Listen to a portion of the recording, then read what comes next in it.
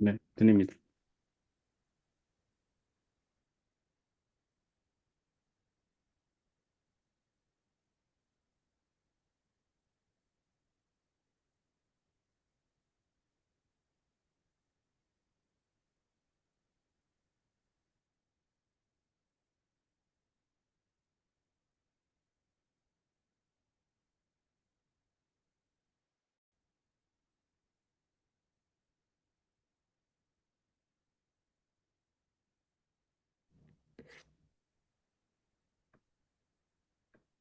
오늘은 교환하고 책하고 섞어가면서 할 거니까 그게 어떻게 주세요?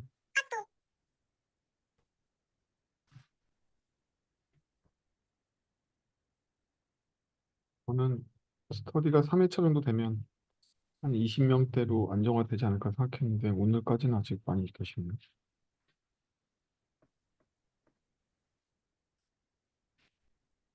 오늘 4장 할 차례죠. 4장서부터는 이제 화장서부터 구체적인 API를 쓰는 법이 나와요. API 설계하는 방법들이 나오는 거죠. 그래서 4장에서는 3장까지 사용했던 디지털 기능 식별을 이용해서 더 자세한 단계, 사실 오늘까지 진행하고 나면 거의 단계를 다 밟는 거라고 볼 수 있어요.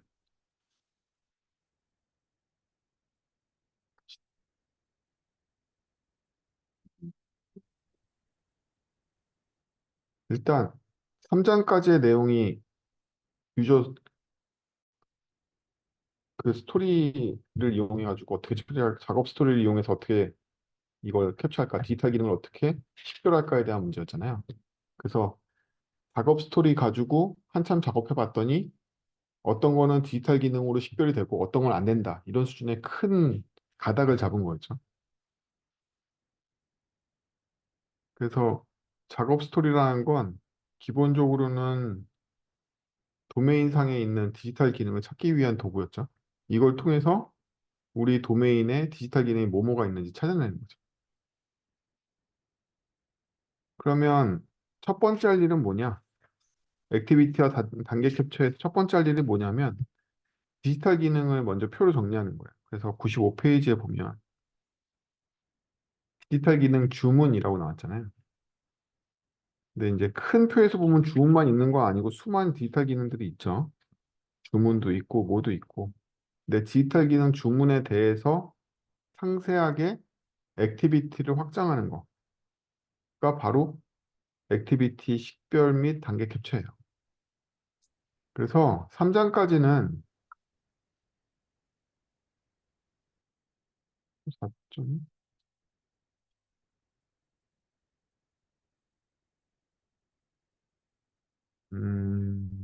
뭐 둘 다 쓰니까 고객도 이 기능을 쓰는데 콜센터도 이 기능을 쓸 것 같아서 정도겠죠.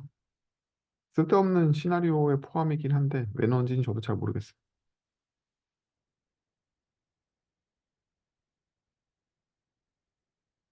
그래서 디지털 기능을 식별해서 표로 정리를 하면 주문이라는 애가 생긴단 말이에요. 그 96페이지에서부터 97페이지까지 일어나는 이 표 4.2는 주문이라는 디지털 기능이 여러 개의 액티비티로 분해된 걸 보여주고 있어요. 근데 이제 저희가 주문이라는, 이건 이제 결과적인 거고, 주문이라는 디지털 기능을 어떻게 API로 바꾸지? 라는 거예요, 고민이. 그래서 그거를 하는 방법을 이제부터 배우는 게 4장인 거죠. 그래서 하나의 디지털 기능을 분해해서 API의 실체를 파악하는 건데, 디지털 기능 하나가 몇 개의 API가 될지를 잘 모르겠으니까 이걸 진행하는 거죠. 그래서 우리가 액티비티를 이해하는 수준은 무엇이냐라고 물어보면 디지털 기능을 분해하는 기준이 된다, 액티비티가. 그래서 새삼 다시 92페이지의 표를 보면 주문이라는 디지털 기능을 어떻게 분해했냐 이거지. 액티비티로 분해했다 이거야. 책을 둘러본다, 책을 사다, 주문하다, 뭐 이런 액티비티로 분리를 한 거죠. 주문을 하려면 책을 찾아보고 그다음에 책의 구매 의사결정을 하고 실제로 결제를 해야 돼. 뭐 이런 액티비티로 분해를 했다는 거죠. 그리고 그 각각의 액티비티를 분해한 것 다음에 나오는 게 그 액티비티가 실현되기 위한 여러 단계가 있다는 거예요. 그래서 점진적으로 분해해 가는 거죠. 한 번에 분해하는 게 아니라 점진적으로 분해합니다. 디지털 기능이라는 건 추상적인 도메인의 목표라면 얘를 액티비티로 분해하고 액티비티를 다시 단계로 분해하는 거죠. 그 액티비티가 뭐냐라고 물어보면 디지털 기능이 실제 디지털 상으로 어떤 행동을 해야 되는 건데 그 행동, 활동 뭐 이런 것들을 액티비티로 한다는 거죠. 액티비티가 원래 활동하는 것들 얘기하는 거죠. 그래서 디지털 상으로 이루어지는 활동으로 정의가 돼야 돼요. 그래서 디지털 기능 주문이 디지털적으로 해결될 것 같아. 뭐 이런 느낌이라면 어떻게 해서 디지털 상으로 책을 보거나 디지털 상으로 책을 사거나 혹은 디지털 상으로 주문하거나 뭐 이런 일이 될 것 같아. 뭐 이런 거죠. 여기 본 것처럼 액티비티 하나는 다시 내부에 여러 단계를 갖게 됩니다. 이걸 단계라고 표현해야 될지 하위 요소라고 표현해야 될지 잘 모르겠는데 왜냐하면 순서대로 이루어진다라고만은 볼 수 없어요. 보통 복잡한 액티비티 같은 경우에는 여러 가지의 시나리오를 갖고 있기 때문에 얘네들이 다 단계라고 얘기하기에는 구성 요소일 뿐이죠. 순차적으로 일어나나? 여기 나와 있는 대로 뭐 책을 나열한 것과 검색하는 게 이 순서대로 일어나는 건 아니잖아. 그 단계라는 한국어 번역이 맞는지는 애매하다. 그리고 캡처라는 말이 많이 나오는데 음, 여기서 캡처는 뭐냐면 제가 이렇게 써놓긴 했지만 도메인이 있잖아요.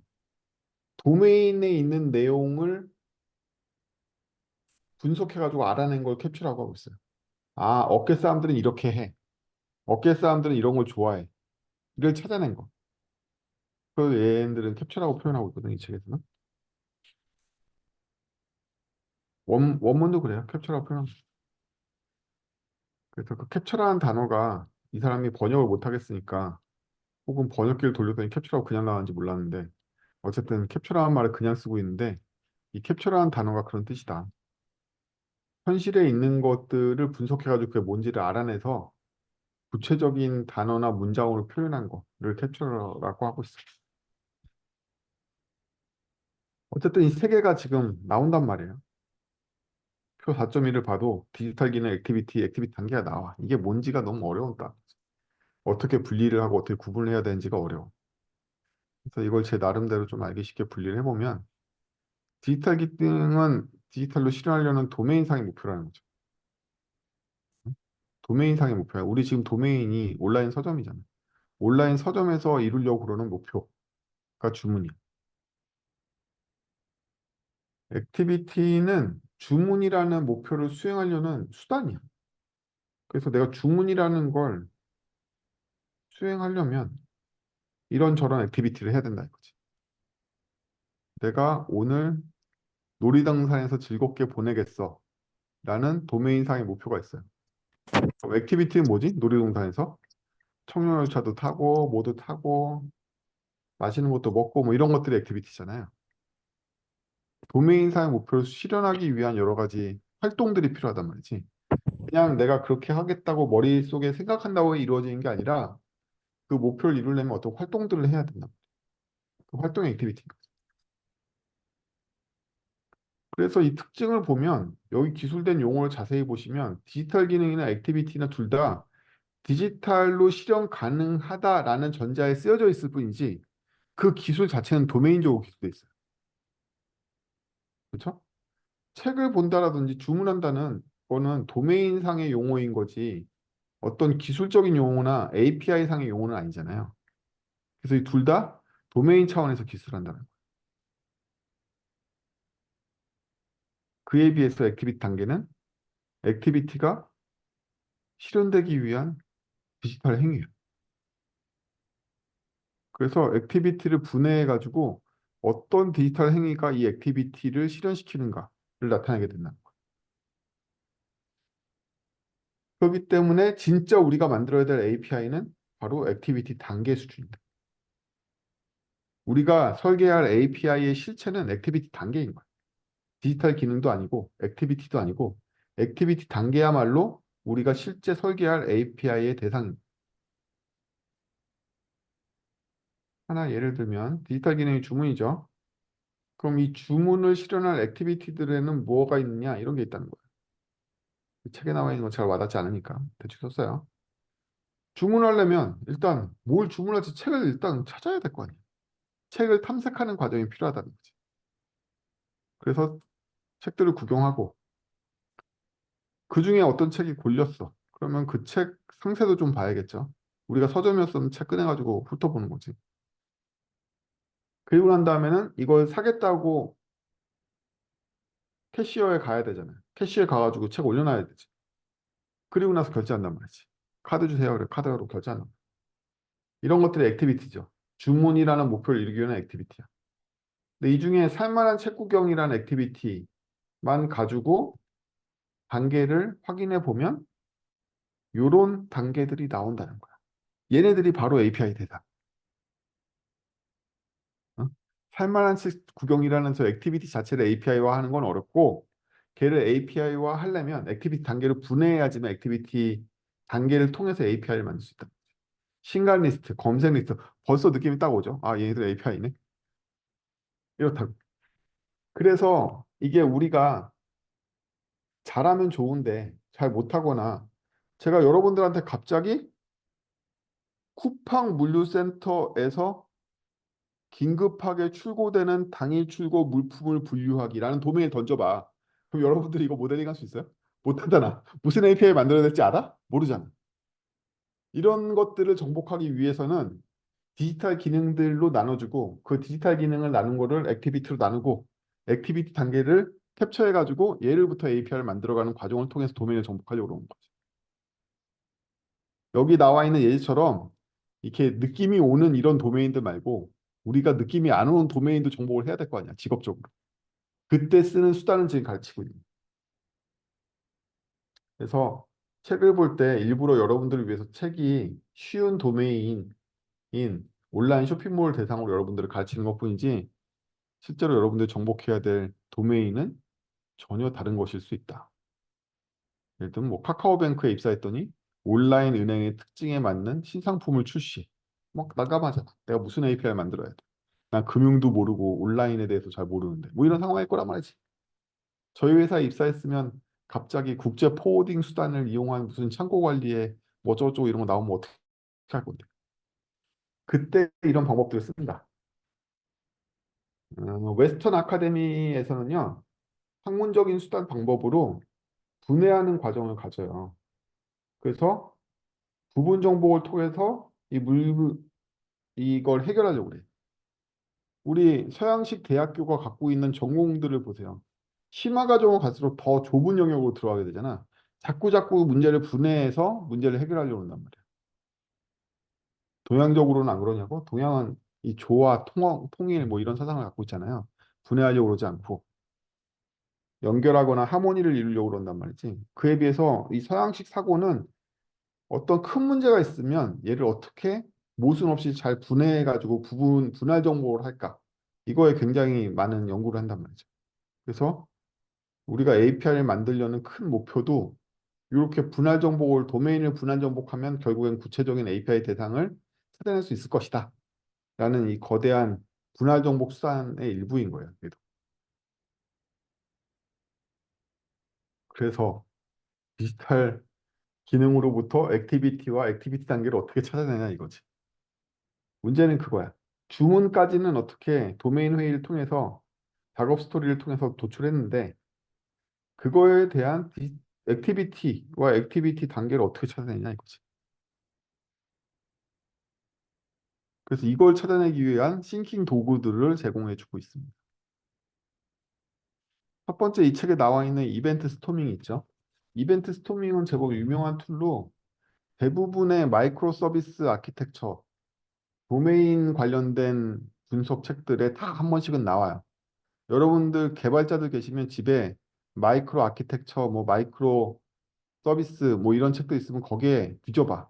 대부분 이벤트 스토밍이 한 번씩 나와. 그 마이크로 DDD 영역 분석하거나 뭐 이럴 때 쓰이는 툴로 이벤트 스토밍이 다 한 번씩은 소개가 돼.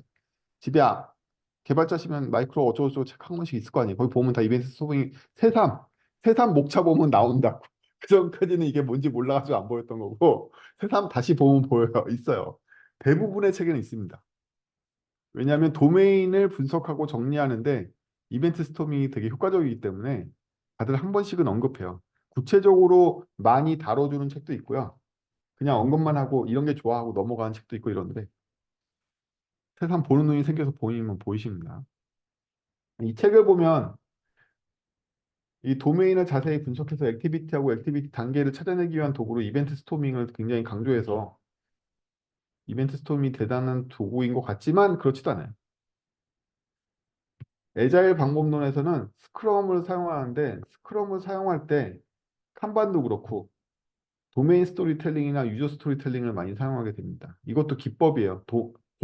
이벤트 스토밍처럼 도메인 스토리텔링도 고유명사예요. 여러분들이 알고 있는 도메인과 스토리텔링을 결합하시면 안 되고 도메인 스토리텔링도 이벤트 스토밍처럼 완전한 고유명사다. 이것만 다루는 책이 얼마 전에 출간됐어요. 위키북스에서. 그래서 도메인 스토리텔링도 굉장히 좋다. 도메인 스토리텔링은요, 어떤 식으로 결과물이 생겼냐면, 제 화면이 보일런지 모르겠다. 이런 식의 다이어그램을 그려내게 돼요. 이걸 보시면, 여기 사람 모양 보이시죠? 이 사람 모양을 보시면, 내 화면이 너무 작게 보여서 안 되나? 어쨌든 이 사람 모양이 여기 참가자들이에요. 참가자들이 어떤 식으로 관계를 맺고 어떤 식의 액티비티를 하는지를 도메인 분석을 통해서 상호 협력 관계를 중심으로 도메인을 탐색해 갑니다. 이게 도메인 스토리텔링. 이 툴도 되게 이런 것들 찾아내는 데 좋습니다. 이벤트 스토밍은 뭐에 특화되어 있냐면 내러티브에 특화되어 있어요. 그래서 너무 복잡한 관계인 경우에 내러티브를 선정해서 내러티브로 이 복잡한 도메인을 파악하려는 시도가 바로 이벤트 스토밍이에요. 반대로 얘기하면 이벤트 스토밍에 너무 많은 내러티브를 가져오면 분석이 어려워. 그래서 이벤트 스토밍의 핵심적인 역량은 사회자가 중요 내러티브를 확정 지는 데 있어요. 뭐 이런 거지. 쇼핑하다가 어떤 놈은 변심하고 어떤 놈은 반품하려고 그러고 뭐 이럴 거 아니야. 그러면 하나의 구매 과정이 무지하게 복잡하게 분리될 거 아니에요. 여러분들 여기 쇼핑몰 만들어 보신 분 계세요? 많이 계시죠? 쇼핑몰에 종사하고 있는 사람도 많이 있고 경력 있는 사람도. 나중에 보시면 아시겠지만 오더라는 건 무지막지하게 복잡해요. 여러분들이 물건을 세 개 사잖아요? 그럼 두 개는 A 창고에서 미리 발송이 오고요. 하나는 나중에 B 창고에서 오고요. 다 같이 오지도 않는다고. 근데 내가 반품을 했는데 두 개를 동시 반품하고 하나는 반품을 안 했어. 그럼 얘네들은 원래 창고로 돌아갈 수가 있어. 근데 두 개 중에 하나만 반품하고 막 이래. 그 부분 반품, 부분 환불이라는 게 생겨. 부분 환불했을 땐 반품이 되는 건가? 뭐 이 그지 같은 분기가 계속 일어난다고 이 동네에서는 지옥의 분기가 일어나요. 그러니까 많은 쇼핑몰에들에서는 이걸 시스템화하기가 너무 어려우니까 그냥 고객센터 이렇게 하고 그냥 CS로 맡기거든. 근데 이걸 만약 디지털로 정복하려고 한다. 무지막지한 분기가 일어난다고. 그러면 이벤트 스토밍을 주도하는 사람이 구매 후 오더 처리 과정에 대한 내러티브를 어떻게 분기하냐에 따라서 지옥이 펼쳐질 수도 있는 거야. 너무 많은 내러티브가 분기되니까. 이때 진행자가 중심 내러티브를 통해서 도메인을 파악하려고 해야 되는데 중심 내러티브를 또 어떻게 파악하냐. 또 이런 문제들이 있긴 하지만 그래서 이벤트 스토밍은 대부분 도메인 전문가들 많이 있을 때 쓸 수 있는 방법이에요. 야, 그래도 이게 중심이야. 뭐 이렇게 얘기해 줄 사람 있어야 돼. 그에 비해서 도메인 스토리텔링은 부분적인 도메인 지식을 갖고 있는 여러 사람들이 모여가지고 어? 우리 쪽에서 그렇게 안 하는데 니네는 그렇게 해? 뭐 이런 식으로 얘기해가면서 전체 도메인을 파악해가는 거예요. 그래서 전체 도메인을 꿰뚫고 있는 전문가가 없어도 효과적으로 협력 구조를 파악해 말 그대로 얘네들이 협력의 중심을 두고 도메인을 찾으려고 해요. 어차피 이 도메인은 여러 사람들이 협력해서 일어나는 일이야. 이런 관점을 갖고 있는 거죠. 그 외에는 유저 스토리 매핑이라는 이게 있습니다. 유저 스토리 매핑은요. 스크럼에서도 굉장히 많이 쓰이고 kanban의 주요 방법론이기도 하죠. 스크럼 같은 경우에는 스프린트에서 이번에 구현할 내용이 바로 스토리 단위로 구현됩니다. 백로그라고 부르는 녀석인데 백로그의 항목들이 다 스토리예요. 그래서 유저 스토리 매핑을 사용하는데 유저 스토리 매핑도 시작은 유저로부터 시작합니다. 근데 유저의 중심 활동을 주고 그 중심 활동으로부터 일어나는 여러 가지 하위 항목들의 활동들을 찾아내고 각 하위 항목들이 어떠한 순서대로 일어나는지에 대한 단계를 만들어내요. 그래서 어떻게 보면 이벤트 스토밍을 내장하고 있다고 봐야 되나? 뭐 약간 그런 느낌도 있어요. 유저 스토리 매핑을 하다 보면. 유저 스토리 매핑은요, 유명하기 때문에 검색을 하면 많이 나옵니다. 유저 스토리 매핑을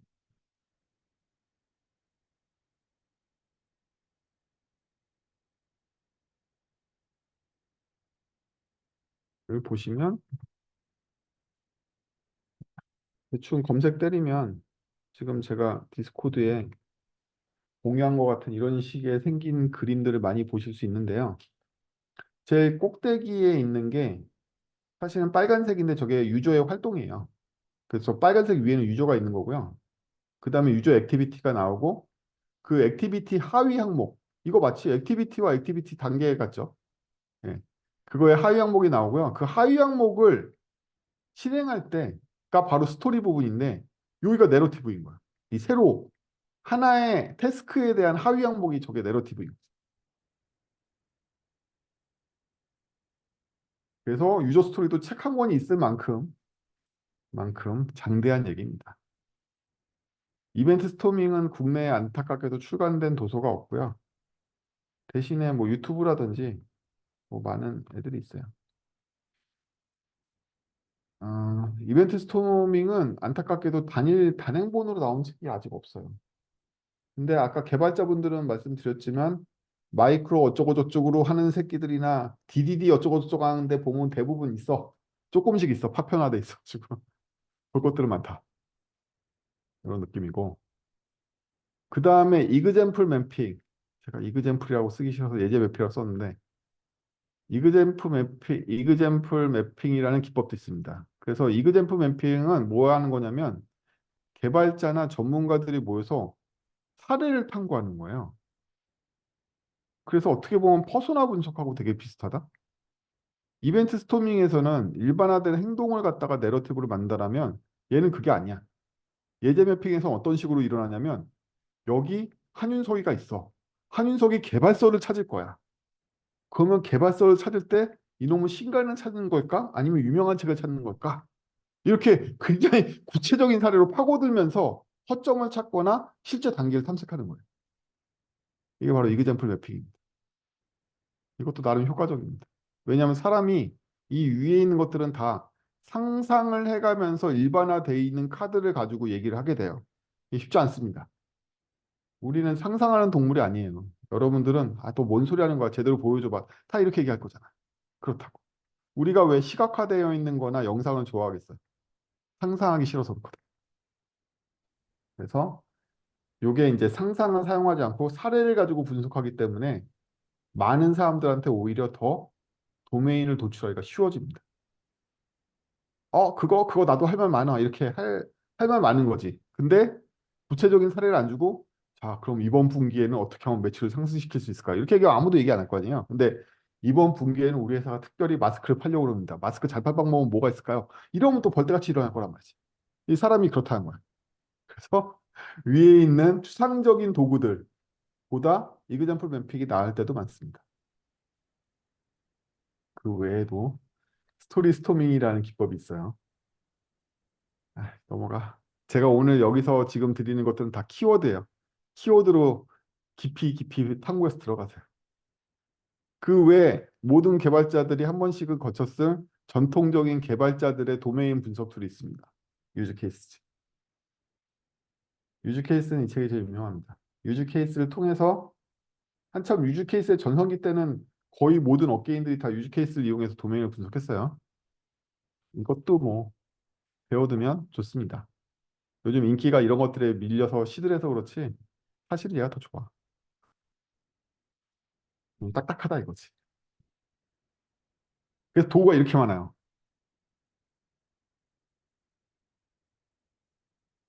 아니 된다니까? 지금 말 그대로 여기 나오는 6가지 툴 외에도 제가 소개는 안 했지만 한 10가지 정도 했다가 너무 많아 하고 제가 6개 줄였거든요. 이것들 다 이벤트 스토밍을 사용하지 않고 액티비티 단계를 찾아내는 도구를 쓸 수 있어요. 왜냐하면 결국엔 도메인을 상세하게 분석해서 어떤 절차로 이루어지는지를 찾아내는 거잖아. 해당 도메인이 어떤 활동 그룹 안에 있는 구체적인 활동으로 이루어지는지를 찾아내는 거란 말이지. 그것만 할 수 있으면 다 좋은 툴인 거야. 단지 이 책이 이벤트 스토밍을 쓰고 그 이유는 이벤트 스토밍이 핫해. 핫해. 이게 뭔가 느낌이 오는 거지.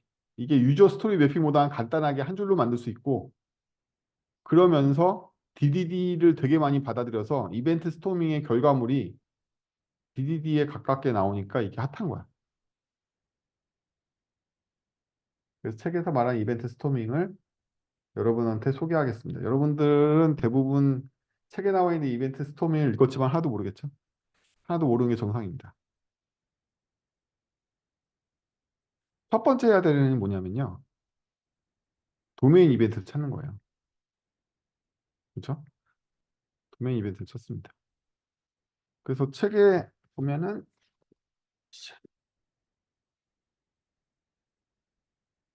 101페이지 단계가 도메인 이벤트를 찾는 거죠. 근데 이 도메인 이벤트를 마구잡이로 찾으면 안 되고요. 디지털 기능이 아까 주문이었잖아요. 주문 안에서만 찾아야 돼요. 이 도메인 전체를 정복할 수는 없잖아. 너무 방대하니까. 우리는 하나의 작업 스토리에 있는 디지털 기능 하나를 한정 지어서 그 안에 있는 이벤트만 찾을 거야. 그렇죠? 그래서 지금 여기 나와 있는 건 다 주문 내에 있는 이벤트들입니다. 그러니까 이 이벤트라는 건 보면요. 말이 이벤트지 달성된 상태 아니야? 그래서 과거형을 쓴다니 뭐 헛소리하고 있는데 이벤트는 말하자면 이벤트라는 말이 우리한테는 와닿지 않아요. 영미권한테는 이 이벤트라는 말이 그렇게 받아들여지나?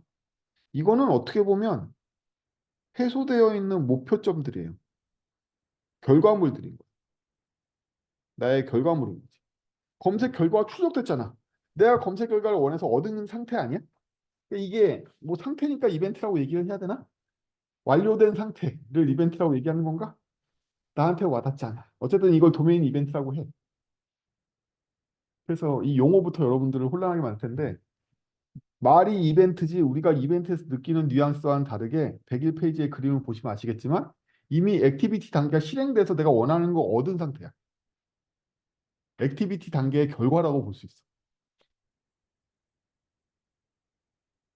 그리고 나서 이 이벤트를 일단 순서대로 배치를 하자 이거야. 그게 바로 102페이지 상태죠. 이게 바로 내러티브야. 이게 내러티브다 이거죠. 그럼 말이 순서대로지 순서대로인 것만은 아니죠. 우리 102페이지를 상세하게 들여다보면 신간 도서 목록을 요청해서 책 세부를 받다가 검색을 요청해서 검색 결과를 받다가 이러고 있잖아요. 이게 뭐 순서라고 얘기할 수 있나? 그렇진 않다는 거야. 대략 배치했다 이거야. 대략. 내러티브상 얘네들이 모순이 없으면 대충 이렇게 배치해도 될 것 같아. 아니 검색 결과 출력한 다음에 책 세부 내용 안 보냐? 뭐 이런 느낌 있잖아. 보고 있으면. 아니 그 신간보 보고 그 다음에 검색을 해야 돼? 뭐 이런 느낌이기도 하고. 그러니까 이 내러티브라는 게 엄격한 순서를 얘기하는 건 아니다 이거야. 모순이 없는 순서를 얘기하는 거지. 그리고 나서 모순이 없는 순서 중에 가장 그래도 리즈너블한 순서에 맞게 배치를 하겠다 이거죠. 그래서 이 도메인 전문가가 필요해. 이 순서에 모순은 없는지, 그리고 이 정도의 흐름이 주요 내러티브로 삼아도 되는 흐름인지, 이런 것들을 판정해 줘야 돼.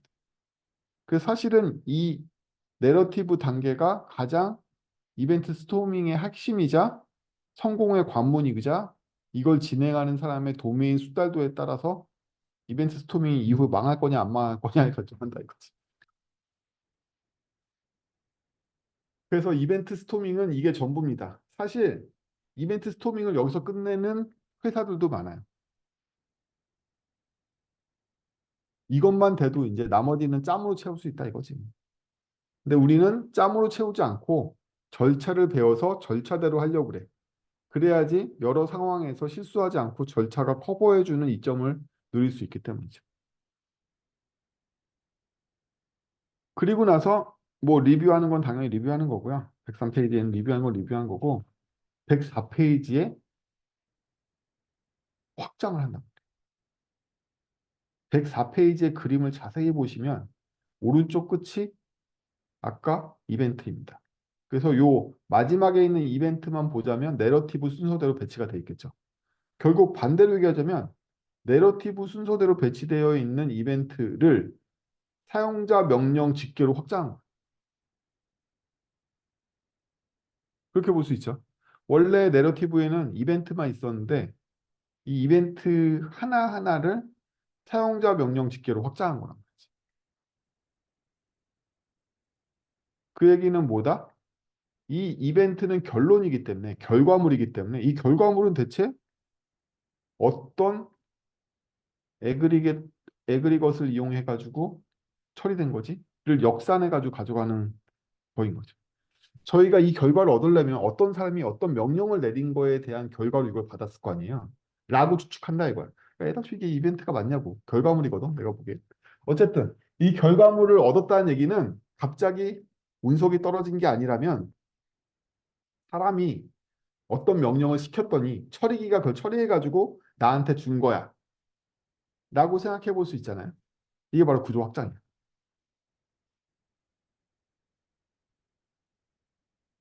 그래서 이 구조 확장에 대해서는 111페이지의 그림을 보면서 설명하도록 하겠습니다. 111페이지가 어떻게 구조 확장을 했는지를 자세히 보여주기 때문에 111페이지의 범례를 이용해서 설명을 하겠습니다. 이 그림을 자세히 보시면요. 사용자가 명령을 내렸더니 명령을 처리해주는 애가 집계인 거죠. 집계라는 번역은 종종 쓰여요. 안타깝게도. 왜냐하면 에그리것을 번역할 마땅한 단어가 없어요. 그냥 에그리것이라고 번역하는 곳도 많고요. 에그리것이라는 뉘앙스를 마땅히 표현할 수 있는 게 없어서 집계라니 집계가 느낌이 오세요? 안 오잖아. 에그리것은 뭐냐면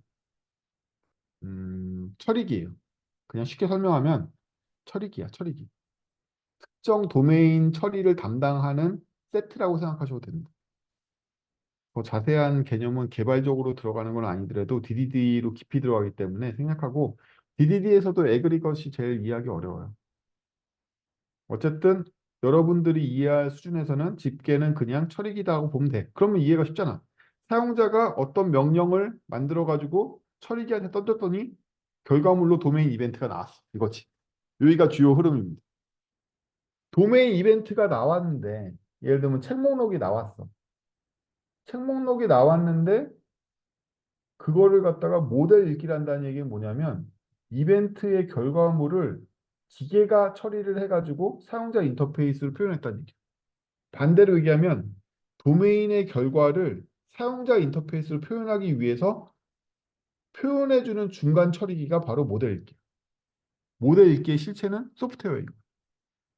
도메인 이벤트의 실체는 데이터야. 그쵸? 책 목록이란 데이터잖아. 도메인 이벤트의 실체가 데이터라면 이 데이터를 소비해서 처리하는 처리기가 모델 읽기고 모델 읽기의 처리 결과는 유저 인터페이스.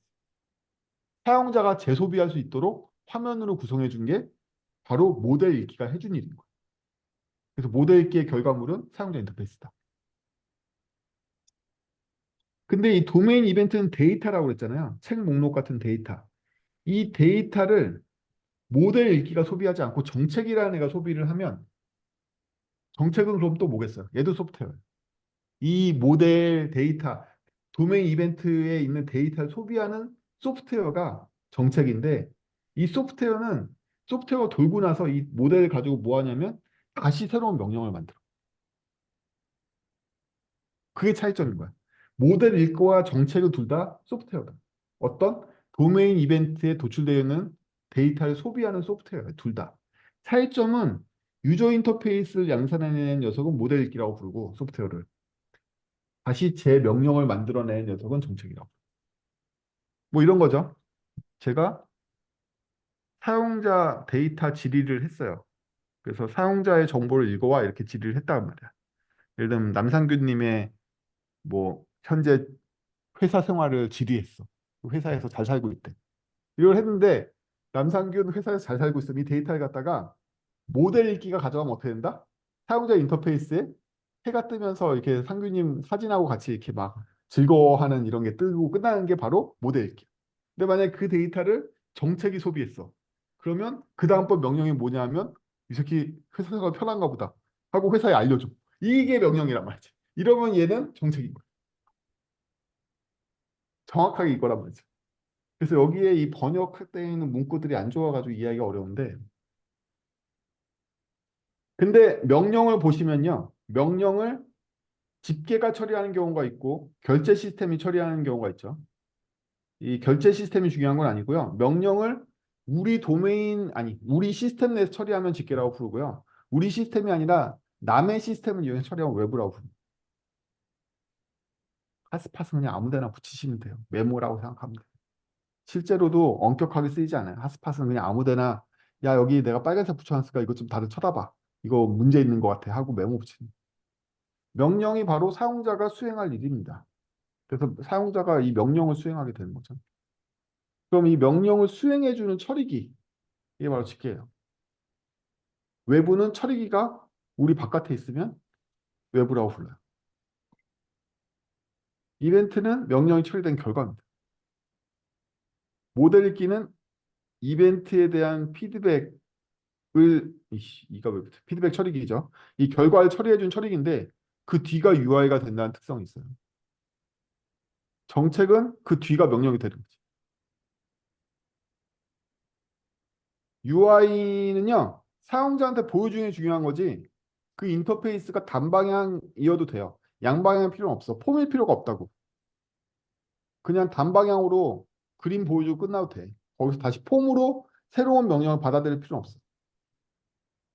근데 사용자 인터페이스 이 111페이지 그림을 보면 사용자 인터페이스를 사용자가 다시 소비해서 또 명령을 만들었죠. 이런 경우에는 이제 폼 같은 게 포함되어 있다고 보면 되겠죠. 근데 꼭 저 화살표로 가지 않아도 된다. 그래서 내러티브 끝이 이벤트가 아니라 UI로 끝날 수 있어요. 얼마든지.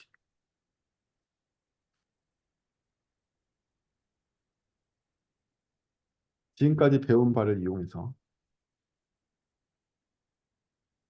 106페이지를 쳐다볼까요? 106페이지 구경하러 가자 이거. 사용자가 구매자인데 구매자가 장바구니 담기라는 일을 하고 싶어. 내가 할 일이 장바구니 담기야. 그러면 이 일을 누구한테 부탁할 거냐면 장바구니라는 애한테 부탁한다 이거야. 그럼 그 결과가 뭐다? 장바구니 책이 추가되는 거다 이거야.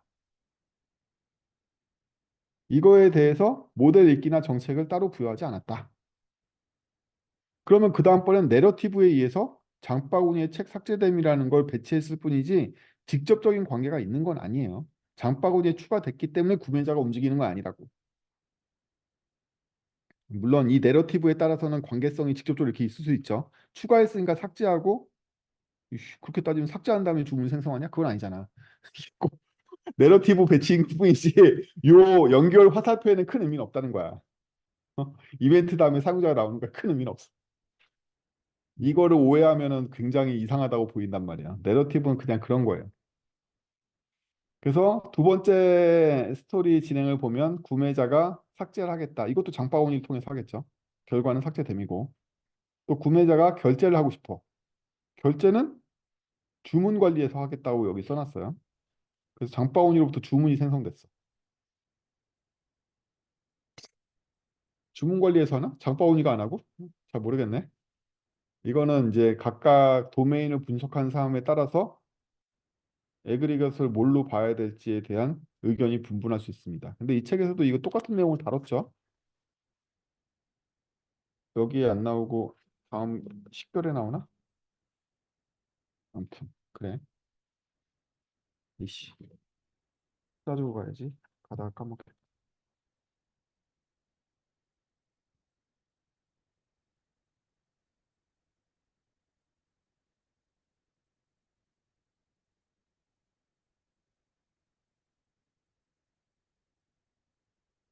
오케이. 128페이지 잠깐 점프해 보시면 오더와 페이먼트를 합치려고 그러는 인간도 있을 수 있다고 그랬죠. 근데 합치는 건 네 마음이지만 합치지 않았을 때 장점을 여기 설명하고 있습니다. 어떤 장점을 얘기하냐면 새로운 결제 수단을 추가할 때 분리돼 있으면 오더와 페이가 분리돼 있으면 오더는 안 건드리고 페이만 고치면 되잖아. 뭐 이런 장점이 있다는 거야. 이런 구체적인 장점이 있다는 거지. 분리해 놓으면. 다시 106페이지로 점프해가지고. 그래서 장바구니가 주문을 만들지 않고 장바구니에 있는 내용들을 받아와가지고 주문 관리가 만들어내는 게 나중에 주문에 대한 특수 기능을 넣고 싶어. 지연 주문, 자동 주문, 월간 자동 주문, 구독 뭐 이런 걸 만들고 싶어. 이러면 장바구니 넣기에 너무 무겁잖아. 여러분들 지금 쇼핑몰 중에 구독 안 되는 데들 없잖아. 대부분 구독 되잖아. 혹은 뭐 법인 결제 뭐 이런 거 법인 주문 이런 거 만들고 싶단 말이지. 그러면 주문 관리가 분리되어 있는 편이 더 유리하잖아. 어? 아무튼 주문 관리를 했더니 장바구니로부터 주문을 생성해. 그렇다는 얘기는 주문 관리는 누구랑 대화를 했다는 얘기예요. 여긴 안 보이지만 장바구니하고 대화했다는 얘기 아니에요? 이미 이게 그걸 의미해요. 이걸 보는 눈이 있어야 되는데 보는 눈이 아니지. 이벤트 스토밍을 하면서 이걸 발견해내야 돼. 여러분들은 구매자 결제를 할 때, 장바구니가 아니라 주문 관리가 이게 결제했으면 좋겠는데 주문 관리가 무슨 수로 그냥 주문을 만들어? 못 만들어. 따라서 장바구니랑 주문 관리는 서로 통하는 관계야. 통정하고 있다고 얘네 둘은 이미. 여긴 안 써 있지만 얘네 둘은 서로 대화하기 때문에 주문과 장바구니는 밀접하다는 사실을 알 수가 있어요. 제가 미리 밑밥을 깐 거지. 나중에 나올 거 있어. 어쨌든 장바구니로부터 주문을 생성한다. 그리고 오죽하면 주문 관리에 도메인 이벤트가 장바구니로부터 주문 생성이야. 장바구니로부터 주문 생성. 주문 관리로부터 주문 생성 아니야? 원래? 위에는 그렇게 됐잖아. 장바구니를 통해서 장바구니가 뭐 만들어지는 건데 얘는 주문 관리인데도 불구하고 장바구니로부터라는 표현을 썼단 말이야. 이거 자체가 장바구니 집계와 주문 관리의 에그리것은 밀접한 관계다. 그 밑으로 봤더니 결제 시작됨이라는 이벤트가 먼저 나왔어요. 결제 시작됨이라는 이벤트는 사실은 사용자 결제로부터 일어났긴 했을 텐데 왜 생략했을까? 구매자가 결제를 밟아서 주문을 만드는 것까지를 해야 되는데 결제라고 명령을 내렸기 때문이죠. 구매자가 주문 생성이라는 명령을 내렸으면 주문 생성하고 끝났을 텐데 구매자의 명령이 결제라는 포괄적인 명령을 내렸잖아요. 이 내러티브에서는. 그러다 보니까 장바구니로부터 주문을 생성하자마자 결제 시작됨이라는 이벤트가 아니 장바구니로 주문 생성을 하는 게 이벤트가 아니라 정책이 되고 이 정책으로부터 결제 시작됨이라는 이벤트가 지금 나오죠. 이게 제대로 된 건가? 이 그림대로는 안 됐네. 이거 정책이 아니라 이벤트인데. 이벤트고 이 이벤트를 이용해서 정책이 있고 그 다음에 다시 명령이 생기는 거겠죠. 뭔가 엄청 생략됐어요. 그리고 이 그림에서 얘가 왜 정책인지 저 잘 모르겠네. 지금 토론해 볼까요? 이게 정책이라고 생각하세요?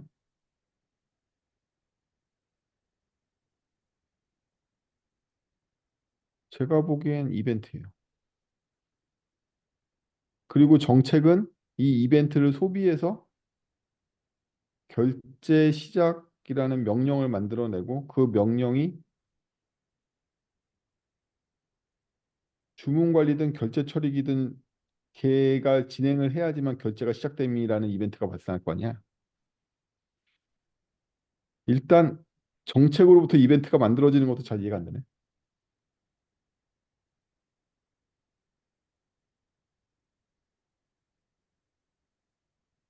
아까 진호님이 말씀하신 게 그거죠. 이거 정책 아니냐고. 이 정책으로 안 보여. 어렵네요.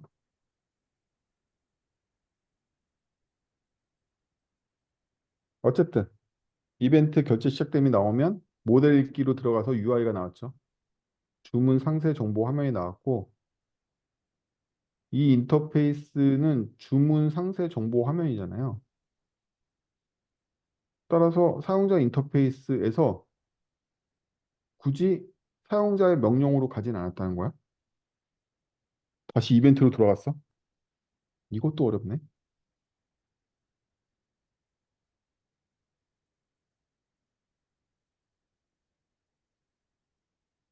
이벤트 스토밍은요,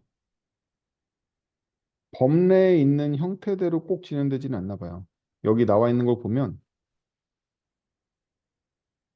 제가 보기에는 진행자 마음대로 적당하게 배치하고 있는 걸로 보여요. 정해진 규칙대로만 가지는 않았어요. 근데 제가 저 위에 써놓은 것들은 이 책에서 제가 발췌한 건 아니고요. 다른 이벤트 스토밍 여러 가지 툴에서 발췌한 거였거든요. 근데 오히려 제가 그래서 이거를 진지하게 본 게 오히려 처음인데 진지하게 보니까 얘는 되게 지멋대로 써놨는데 그리고 나서 출력된 총액으로 주문이 되고 사용자는 그 다음번 내러티브에 의해서 유효한 지불을 받아. 일단 시작이 되는데 결제 시스템이 이 내부에 있는데도 불구하고 얘가 발현을 안 했나? 게다가 왜 내부라고 쓰지? 이건 집계가 아니란 말이야? 알 수 없네.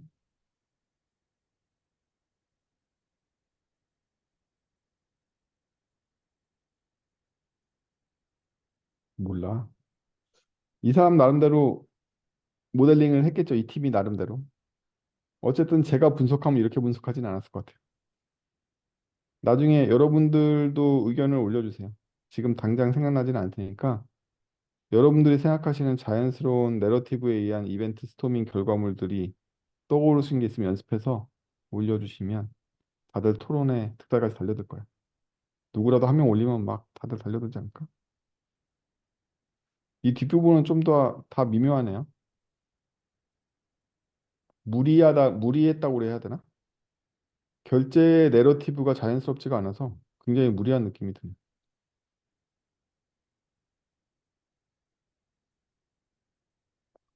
사실 구매자는 우리 일반적인 쇼핑몰을 생각해 보면 장바구니에서 결제를 하잖아. 실제로도. 장바구니에서 물건 몇 개 선택해서 결제를 누르잖아. 결제하기를.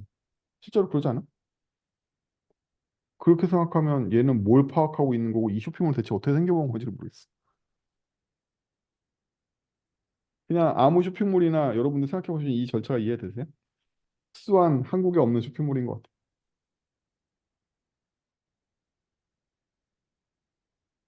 어쨌든 이벤트 스토밍에 대해서 이러한 절차의 결과물이 중요한 게 아니라요.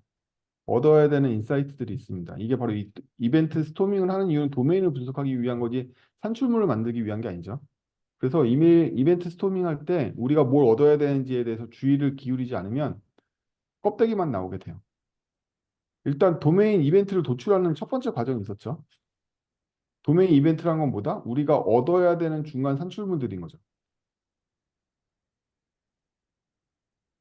검색의 결과로 책 목록을 얻는다든지 뭐 이런 것들을 얻어야 되잖아요. 그 이벤트 도출을 하는 과정이 굉장히 어렵다. 그리고 이벤트 도출을 했으면 얘를 내러티브화 시키잖아요. 순서에 맞게 배치를 한단 말이에요. 이 내러티브를 통해서 박 터지게 싸워서 발생 순서에 대한 이해를 해야 돼. 이게 맞다, 저게 맞다. 이거대로는 안 돼. 아까 말씀드렸지만 정확한 순서가 아니라 내러티브라는 건 모순 없는 순서라고 말씀드렸죠. 그러면서 빠진 이벤트를 발견하게 돼. 얘가 여기로 건너가려면 뭔가 도메인 이벤트가 더 있어야 될 것 같은데? 이거 말이 안 되는데? 왜 2단계에서 2단계로 점프하지? 이빨 빠진 걸 찾아내야 돼. 내러티브를 분석하는 건 있는 도메인 이벤트에 대해서 순서만 배치하면 되는 게 아니라 순서를 배치하다가 이빨 빠진 걸 발견하는 데 있어. 그래서 우리가 이 실현을 하면서 내러티브 배치하는데 빠진 이벤트를 발견한 게 사실은 목적이야. 빠진 이벤트를 발견하려고 나열한다고 봐도 돼요. 나열하다 보니까 여기 이빨 빠졌는데? 이건 거지. 그리고 책에 나와 있는 리뷰 단계가 있잖아요. 뭘 리뷰하지? 내러티브를 해놓고서 관계를 이해한다. 어떤 이벤트 간의 관계를 이해하게 돼요. 아, 이때 장바구니 목록이 있어야지 결제를 할 수 있구나. 뭐 이런 거. 그래서 리뷰를 하면 내러티브로 배치되어 있는 이벤트 간에 어떤 관계가 있는지를 알게 돼. 선후 관계가 있는지, 포항 관계가 있는지, 의존 관계가 있는지 이런 것들을 알게 돼. 이것 때문에 아, 앞에 이벤트에서 고객한테 이런 걸 보여줬으니까 예를 들면 앞에 고객한테서 신간 리스트를 보여줬으니까 그 다음번에 유저의 행동이 어떻게 유도되죠? 이 신간의 상세 내용을 보고 싶어. 상세 보기가 유도된단 말이지.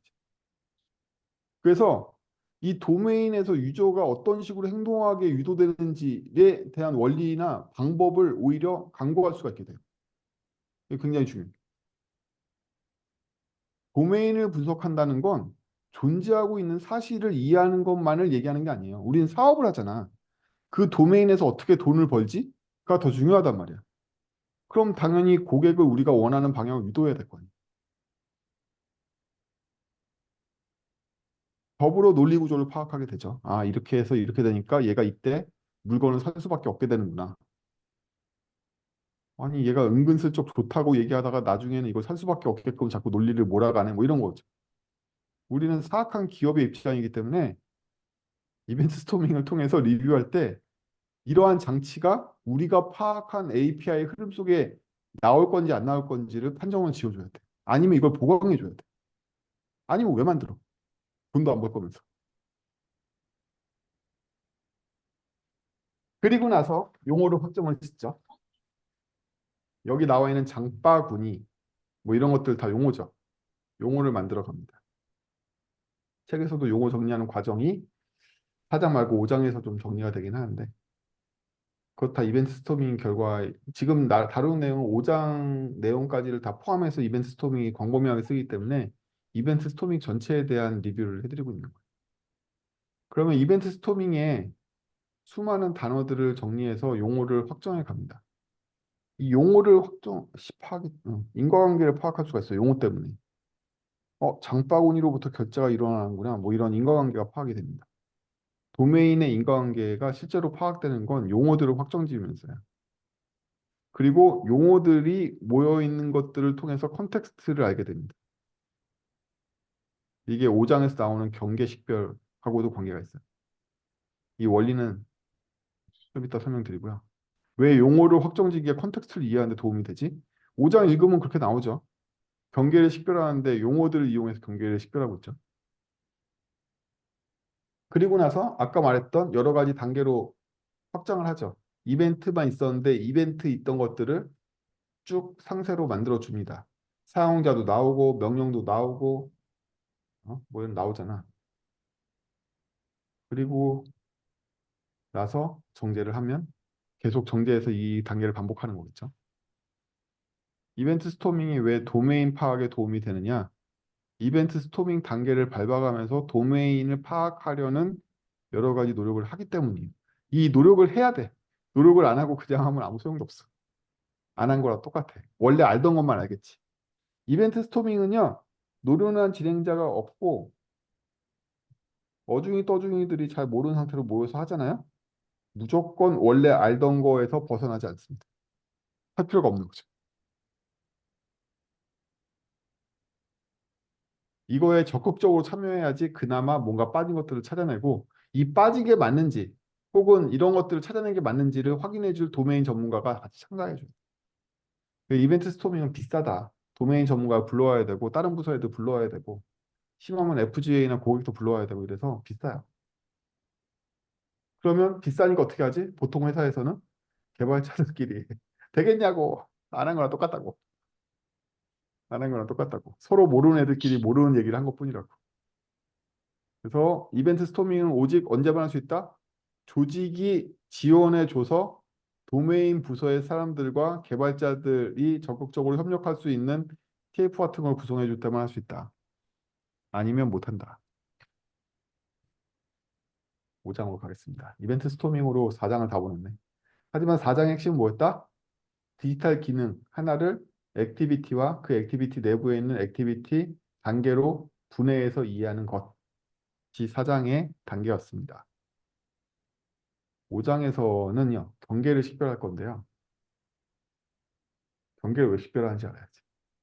일단 거대 API가 왜 나쁘고 거대 API를 어떻게 해서 분할 정보할 건지에 대해서 도메인 주도 개발이라는 기법에서 차용한 방법을 쓸 거예요. 사실 5장은 거의 도메인 주도 개발 얘기 아니에요. 이 책의 고유한 기법이 아니라 도메인 주도 개발을 이용해서 경계를 식별하겠다라는 전략입니다. 마치 4장의 액티비티 식별을 이벤트 스토밍이라는 도구를 통해서 하겠다는 전략을 세웠던 것처럼. 전략도 아니지. 이 정도면 전술이지. 전술 수준에서 그렇게 하겠다 이거예요. 문제가 뭐냐면 액티비티 단계 분리했다고 API 정의하지를 못해. 액티비티 단계 분리만 하면 그 개별로 느낌이 팍 오던데 왜 API 정의하지 못해요? 신간 목록, 뭐, 책 상세 내용. 아니, 이거 이 정도면 API 정의할 수 있는 거 아니야? 있지, 있기야. 있기야, 있지. 문제는, 문제는 이거야. 하나하나 다 API를 만들 수는 없다는 거예요. 만들 이유도 없고, 책 검색이나 책 목록을 보면 그냥 API 하나에다가 파라미터만 약간 다르게 주면 되는 거 아니야? 신간 리스트나 그냥 책 리스트나 카테고리별 리스트나 사실 API 하나에다가 리퀘스트에다가 약간만 다르게 주면 되는 거잖아. 이걸 미쳤다고 세 개씩 만들어? 그럴 필요 없는 거 아니야. 그거 어디까지를 묶어가지고 하나로 만들어야 돼? 루리액 같은 애들은 제로보드 기반을 만드는데 제로보드의 위대한 점은 제로보드 하나 설치하면 제로보드 하나로 모든 게시판을 다 만들 수가 있어. 미친 거 아니냐고. 걔는 API 한 쌍으로 전체 게시판 다 관리할 거 아니야. 그 정상이야? 모르겠어. 어쨌든 거대 API를 만들 거냐 아니냐의 문제가 있다는 거지. API를 거대하게 만들면요. 거대하다는 건 프로그램 규모가 거대하다는 뜻보다는요. 감당하고 있는 도메인이 많다라는 뜻도 있어요. 예를 들면 게시판 API 여러분들이 만들었는데 그 게시판 API가 공지 게시판도 감당을 하고 있고요. 커뮤니티 게시판도 감당을 하고 있고요. 뭐 그래요. 공식 기술 블로그 게시판도 얘가 감당을 한다고 쳐봐. API 하나가. 근데 공지를 올리는 게시판에서만 특수 기능을 요구하기로 했어. 댓글을 못 달게 하려고 그랬단 말이야. 이러면 이럴수록 거대 게시판 API는 유지보수할 때 점점 엉망진창인 누더기가 될 거 아니에요. 만약 공지 게시판이라면 댓글은 비활성화할 거야. 만약 개발자용 블로그 게시판이라면 코드를 보여주는 기능 때문에 외부 스크립트를 허용할 거야. 뭐 이런 거지 같은 if가 막 넘나드는 막 너덜너덜한 누더기가 될 거라고. 유지보수가 안 된단 말이지. 이럴 거면 엇비슷해 보이지만 초반에는 처음부터 공지 게시판 API와 블로그 API와 커뮤니티 API를 분리하는 게 낫다는 거지. 그러면 그 분리하는 기준은 현재가 아닌 거죠. 현재는 셋 다 게시판이 똑같이 생길 수도 있단 말이야. 결국 API를 분리하는 기준은 미래일 가능성이 높아요. 미래에 얘는 이렇게 될 거고 미래에 이런 계획이 있기 때문에 얘는 처음부터 분리하는 게 나아. 이런 판단을 할 가능성이 높다. 다 도메인적인 판단인 거죠. 야, 이게 지금 초반이라서 MVP라서 이렇게 생긴 거지. 이 뒤에 조금만 더 기능 고도화해도 얘하고 얘는 완전히 다른 놈이야. 이거 두 개로 분리해서 만들어야 돼. 이런 것들은 다 도메인을 파악해서 알게 된다는 거지. 문제는 저 노란색이랑 어떻게 분리하는가? 적당히 어떻게 하냐? 그래, 너무 거대하게 만들면 안 된다는 걸 알겠어. 액티비티 단계가 20개 나왔는데 20개를 한꺼번에 몽창 묶어가지고 하나의 API를 만들면 안 된다는 사실을 알겠다 이거. 뭐 어떻게 나누나? 그래서 이 책의 5장에서는 도메인 주도 개발이라는 기법이 있습니다. 이런 여러분들이 읽기 좋은 이렇게 조그만 책이 있어요. 그 책에 나와 있는 Implementation of Domain DDD는요, 책이 너무 두꺼워요. 가져올까? 책 죽어.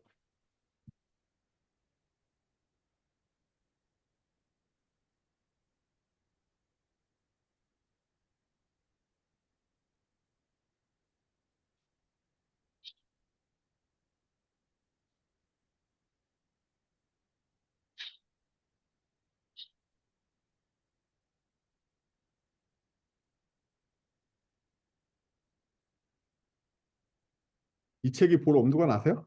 이 책 볼 엄두가 안 나잖아. 이 몇 페이지짜리냐면 대략 750페이지 정도 된 책이야. 볼 책이 아니야. 인간적으로. 그리고 DDD의 원문 책도 이만해. 얘도 한 750페이지 돼. 이것도 인간이 본 책이 아니야. 그리고 제가 추천하는 책 중에 하나는 이거거든? 일본 사람이 쓴 거? 이것도 300페이지가 넘어. 그것도 죽음이다. 그래서 개발자가 아닌, 그리고 DDD를 심각하게 도전하실 게 아닌 이상은 여러분들은 이렇게 얇은 책을 보시면 됩니다. 이 책의 제목은 도메인 주도 설계란 무엇인가예요. 네. 저 책 정도만 봐도 DDD에서 많이 알 수 있습니다. 근데 이 DDD에서는 하나의 도메인이 정리된 컨텍스트로 되어 있다고 보고 있어요. 여러 개의 바운디드 컨텍스트로 되어 있다고 보고 있단 말이에요. 그래서 하나의 도메인을 서로 침범하지 않는 분리되어 있는 컨텍스트로 분해하려고 그래. 근데 문제는 이거지. DDD의 문제 자체도 이거야. DDD에서 어떻게 해서 바운디드 컨텍스트를 분리하냐가 문제란 말이지. 이게 DDD의 최대 핵심이야. DDD라는 방법을 이용해서 분리한다고 그랬는데 DDD도 이게 어려워. 어쨌든 DDD에서는 바운디드 컨텍스트를 분리하기 위한 여러 가지 기법들이 있습니다. 걔네들을 이해하자는 거야. 근데 팀 내에 DDD 전문가 계세요? 없으면 DDD를 이용해서 도메인을 분리하는 이 노하우를 쓸 수가 없잖아. 그래서 안타깝게도 5장이 잘 진행되려면 팀 내에 DDD 전문가가 있어야 된다. 아니면 여러분들이 DDD를 공부하던가. 안 그러면 5장이 정복이 안 된다. 정복은 할 수 있어도 5장의 방법론을 팀 내에 도입할 수가 없어. 경계 식별이 안 되니까. 5장의 경계 식별 기법은 전부 다 DDD에 의존하고 있기 때문에 팀 내에 DDD 전문가가 있지 않은 이상 경계 식별이 안 돼. 그래서 여기서 꼼수를 쓰는데요. 꼼수가 뭐냐면 DDD 상에 나오는 바운디드 컨텍스트의 특징이 하나 있어요. 특징이 뭐냐면 바운디드 컨텍스트 안에서만 통용되는 유비쿼터스 랭귀지라는 게 있다는 거야. 그게 뭐냐면 도메인 전체에서 통용되는 용어가 있는 게 아니라 도메인의 일부인 바운디드 컨텍스트 안에서만 통용되는 용어집이 따로 있다는 거야. 요게 DDD에서 핵심적으로 설명하고 있는 바운디드 컨텍스트의 특징이야. 그래서 DDD의 특징을 말하라 그러면 대부분의 사람들이 뭐라고 얘기하냐면 바운디드 컨텍스트와 유비쿼터스 랭귀지라고 대답한단 말이지. 그 두 개는 연결돼 있어. 바운디드 컨텍스트는 바운디드 컨텍스트만의 유비쿼터스 랭귀지를 가져. 그래서 이 5장에서는 이거를 어떻게 꼼수를 썼냐면 역으로 했단 말이에요. 역으로. 어? 이 용어들이 같이 뭉쳐 있는 거 보니까 이 새끼가 PC 아니야? 이렇게 본다는 거지. 이게 5장에서 제안하고 있는 방법이에요. 야, 니네들 딜이 잘 모르지. 니네들 바운드 컨텍스트 잘 못 만들잖아. 야, 거꾸로 대충 용어가 이렇게끼리 뭉쳐 있는 거 보면 걔네들이 아마 바운디드 컨텍스트일 거야. 반대의 기법을 쓴다는 거지. 이게 5장의 핵심 기법입니다. 너희들은 바운디드 컨텍스트를 분해할 능력이 없으니 반대로 나열되어 있는 용어들을 가만히 보다가 그 용어끼리 뭉쳐있는 애들을 바운디드 컨텍스트로 보면 돼. 이렇게 얘기한다는 거야.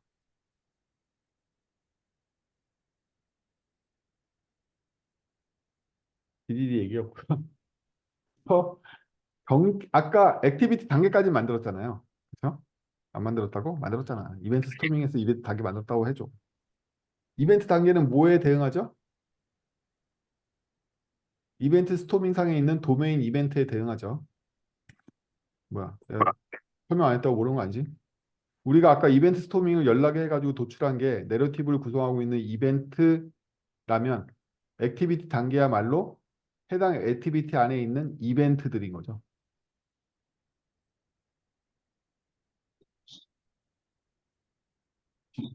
반응은? 어쨌든 우리는 액티비티 단계를 알고 있어. 근데 걔를 그룹화하려고 그러는 거야. 왜? 액티비티 단계를 그룹화하지 않으면 전체 액티비티 단계를 다 포괄하는 거대 API를 만들까 봐 API를 쪼개기 위해서 액티비티 단계를 그룹화시켜서 쪼개려고 그러는 거야. 근데 액티비티 단계를 그룹화하기 위해서 경계 식별을 하려고 그러는 거야. 액티비티는 아시다시피 도메인 목적, 주문을 달성하기 위해서 구성이 돼 있죠. 여러 개로. 문제는 이거지. 도메인의 목적이 여러 영역, 여기서 영역은 아까 말했던 바운디드 컨텍스트예요. 여러 영역에 걸쳐 있으면 도메인 안에 여러 영역이 있으니까 액티비티도 마찬가지로 여러 영역에 걸쳐 있겠죠. 따라서 액티비티 안에 있는 액티비티 단계를 자세히 보면 각 영역과 관련되어 있는 액티비티 단계들로 나눠진다 이거야. 그렇기 때문에 액티비티 단계를 바운디드 컨텍스트 별로 그룹 지으려고 그러는 거죠. 분리해서. 그리고 나서 이 그룹, 액티비티 안에 있는 바운디드 컨텍스트 그룹, 이야말로 진짜 API 후보가 될 수 있다. 실제 API는 API 단계를 다 만드는 게 아니라 API 단계들을 바운디드 컨텍스트 그룹 지어서 그 그룹이 API 후보가 된다 이거예요. 그래서 액티비티 단계가 10개라고 10개 API를 만드는 게 아니라 그 안에 바운디드 컨텍스트가 5개면 5개만 만들어도 된다 이거지. 물론 다 만들어도 되고 상세하게 다 나눌 필요가 있으면 다 만드는 거고 근데 묶어서 만든다라면 어느 정도로 묶어야 되지? 라는 기준이 된다 이거야. 이벤트 스토밍으로 액티비티 단계를 만들었다고 쳐봐요. 그러면 액티비티 단계가 전부 다 도메인 이벤트에 대응할 거 아니야. 그래서 아까 말했던 역산의 방법을 쓴다 이거야. 바운디드 컨텍스트를 구별하기가 어려우니까 거꾸로 등장하는 용어를 기준으로 바운디드 컨텍스트 후보를 만들려고 그러는 거지. 아, 이 용어들이 모여 살고 있는 거 보니까 이 동네가 바운디드 컨텍스트인 것 같아 이렇게. 역으로 하려고 그래. 유비쿼터스 랭귀지를 갖고 있다는 특성을 이용해서. 그리고 여러분들이 이걸 보시기 편한 이유는 이벤트 스토밍은 도메인 이벤트가 중심이 아니에요. 뭐가 중심이지? 집계가 중심이야. 왜일까? 왜냐하면 원래 이벤트 스토밍이 여러 가지 DDD 책에 많이 나온다고 그랬죠. 그 이유가 이벤트 스토밍의 결과물이 DDD를 지지하기 때문에 그래요. 그래서 125페이지에 보면 용어가 어디에 중심을 두고 있냐면 집계를 중심으로 편성이 된단 말이에요. 그렇죠?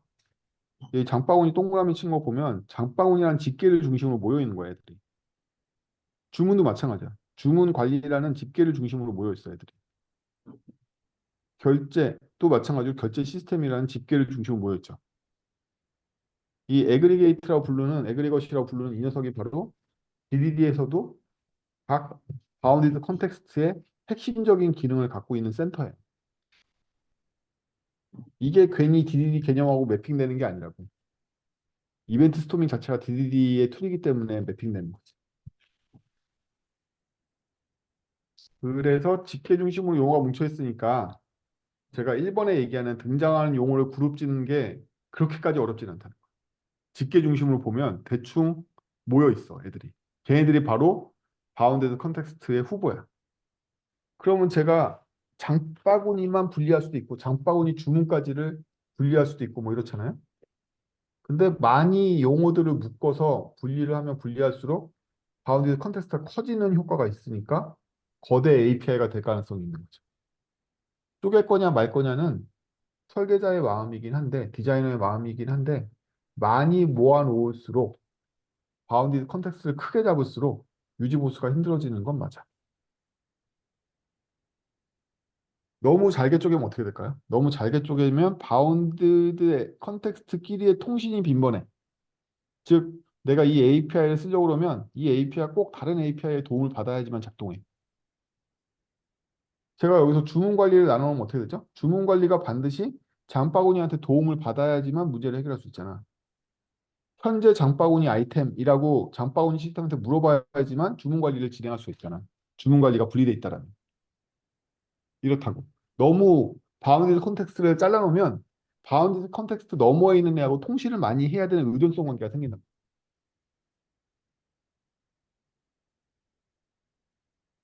밸런스죠. 이거 왜 디자인이라고 부르냐면 말 그대로 밸런스이기 때문에 그래. 정해진 정답이 있는 게 아니라 균형을 맞춰서 우리가 설계를 해야 돼. 그림을 그려야 돼. 그 디자인이라고. 그래서 요거를 계속 돌아가면서 통찰을 얻게 됩니다.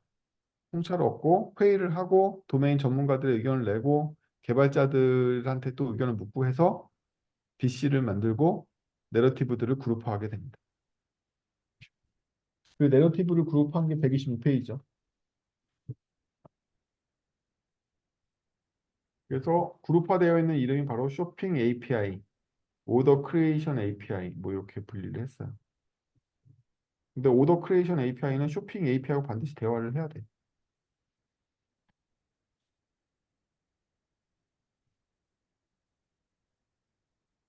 그리고 나면 이제 대응하는 액티비티 단계를 내러티브 그룹별로 분리할 수가 있겠죠.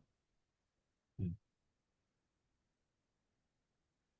분리할 수 있습니다. 그래서 아까 액티비티 단계는 이벤트 스토밍에서는 도메인 이벤트 해당된다고 그랬잖아요. 그 126페이지 그림에 보면 장바구니에 책이 추가된, 장바구니에서 책이 삭제된, 이게 바로 쇼핑 API에 들어가는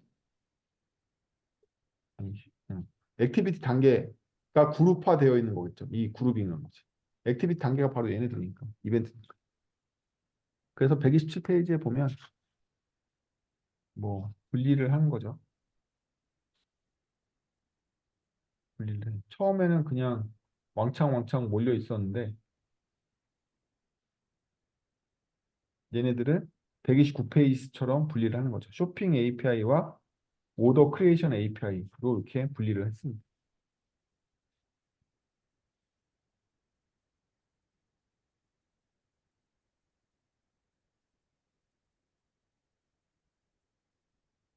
그리고 나서 계속해서 검토해야 돼요. 이건 개발자들하고도 많이 얘기해야 되는데 응집성 때문에 그래요.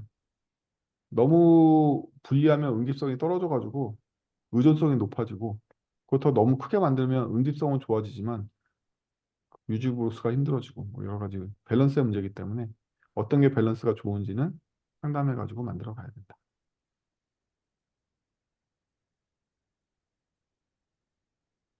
6장으로 가겠습니다.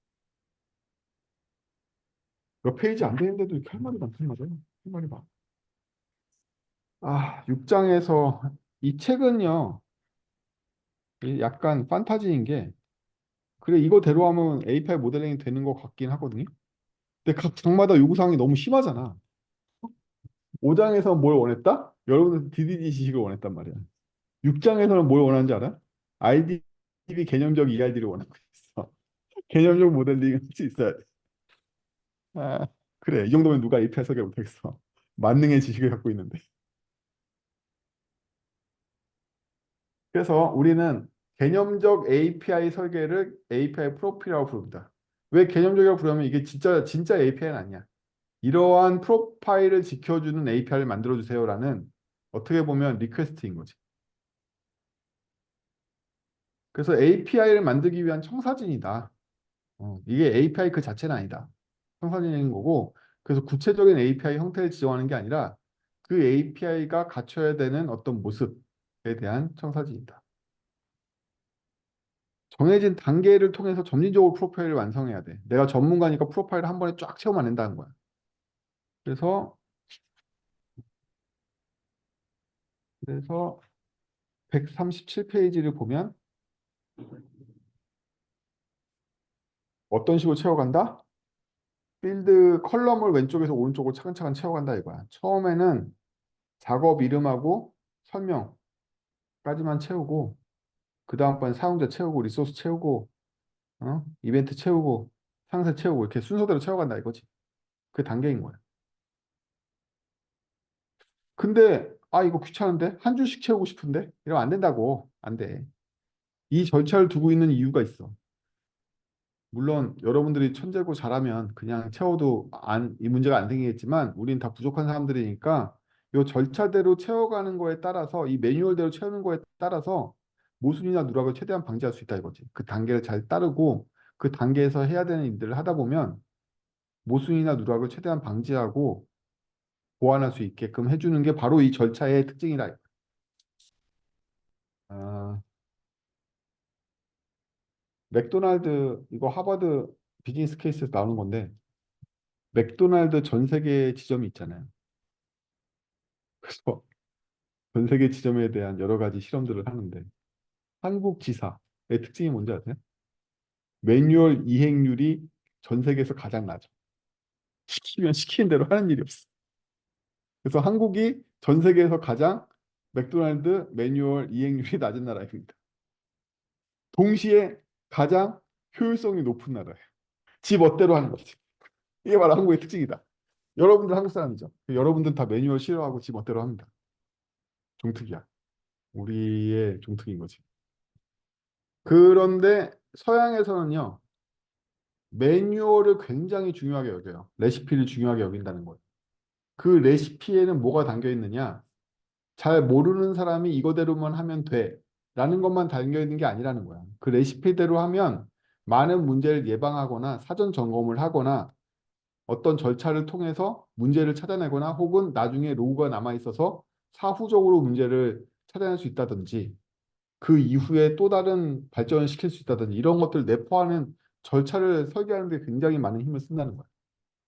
그래서 이 서양적인 사고의 툴을 배우실 때 그 툴에서 절차가 나오면 뭐 이거대로 해야 되나? 내 마음대로 해도 되는 거 아니야? 내가 다시 조립, 이게 종특이라고. 그럼 안 된다고. 그 안에는 그 의미가 포함되어 있단 말이야. 단순히 순서만 있는 게 아니라 그 절차에는 그러한 내용이 포함되어 있어. 그것까지 포함해서 설계된 거야. 그래서 오히려 서양식 사고를 배우실 때 절차가 나오면 그 관점을 갖고 봐야 돼요. 이 순서대로 하면 뭐가 좋은 거지? 이 절차는 이게 왜 들어있지? 나중에 뭐 해 먹으려고 이 절차가 여기에 포함되어 있는 거지? 이렇게 봐야 된다는 거예요. 그렇게 보시면 나중에 책 보실 때 혹은 서양적인 어떤 웨스턴 철학을 익히실 때 도움이 됩니다. 걔네들은 매뉴얼에 목숨을 거는 놈들이에요. 그래서 문제가 생기면 뭐부터 검토하냐면 매뉴얼부터 검토해요. 47번 단계에서 이상이 발생했어요. 여러분들 왜 그런 거 안 봤어요? 뭐 나사에서 비행기 폭파되거나 이러면 우주선 폭파되거나 이러면 나중에 막 백로그 분석해가지고 그거는 무슨 점화 단계에서 뭐가 이상이 있었는데 그때 다 분석하잖아. 절차대로 일을 했기 때문에 절차 분석이 되는 거야.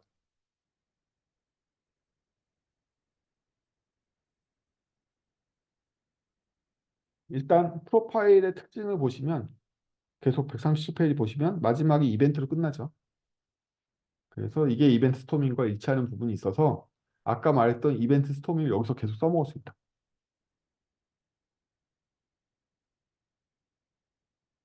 이거 뭘 준 거지? 아, 맞아. 이거야. 아까 제가 슬쩍 보여드렸던 책이 이거였다.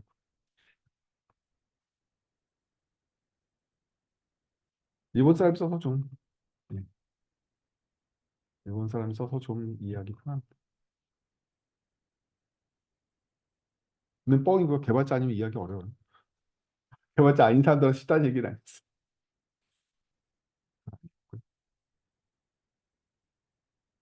그리고 이벤트 스토밍 집계가 굉장히 API와 흡사합니다. 그쵸?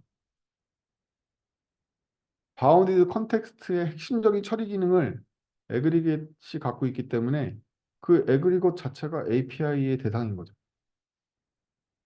그래서 이벤트 스토밍에 나오는 집계가 DDD상의 바운디드 컨텍스트 내부에 존재하고 있는 에그리겟이라고 생각하면 이벤트 스토밍에 나오는 에그리것과 API 프로파일은 굉장히 비슷할 수 있다. 뭐 그거 외에는 6장에 큰 내용 없죠. 그래서 단계를 제 나름대로 이해하기 쉽게 설명드리고 끝낼 거예요. 아씨 오늘도 11시 반이네. 경계 식별이 끝난 액티비티 단계를 경계 식별 아까 했죠. 5장에서. 어? 5장에서 했잖아. 용어들을 이용해서 유비쿼터스 랭귀지들이 모여 있는 걸 이용해 가지고 바운디드 컨텍스트를 역산해 가지고 찾아냈잖아. 경계 식별이 끝난 액티비티 단계들을 일단 이름을 예쁘게 지어줘. 137페이지 보면 뭐 리스트 북스, 서치 북스 이렇게 뭐 영어로 적어놨는데 한글로 적으셔도 무방합니다. API 프로파일은 설계도이기 때문에 영어로 안 적어도 돼요. 저는 영어로 적는 거를 잘 추천하지 않아요. 이 설계 단계에서. 왜냐하면 여러분들이 영어를 못하기 때문이에요. 여러분들이 영어를 못한다는 의미는 여러 가지가 있는데요. 우리가 영어를 쓰면 네이티브가 아니잖아요. 우리가 영어가. 우리 마음대로 콩글리시 영어를 쓴단 말이야. 그러면 팀 내에 미국 살다 온 놈, 미국 유학 갔다 온 놈, 그냥 영어 하는 놈, 영어 못하는 놈이 섞여 있단 말이지. 이 콩글리시로 만들어진 영어 단어가 더 어려워. 그 팀에게. 그래서 그냥 한글로 쓰는 게 나을 수도 있어요. 그래서 함부로 영어로 되어 있는 게 명확하다고 생각하고 쓰면 안 돼. 뭐 예를 들어 볼까요? 뷰, 북 맞아? 서치, 북스, 뷰, 북 이렇게 나오는데 우리는 복수, 단수도 잘 구분하지 않잖아요. 그리고 add book to cart 이 표현은 맞는 걸까?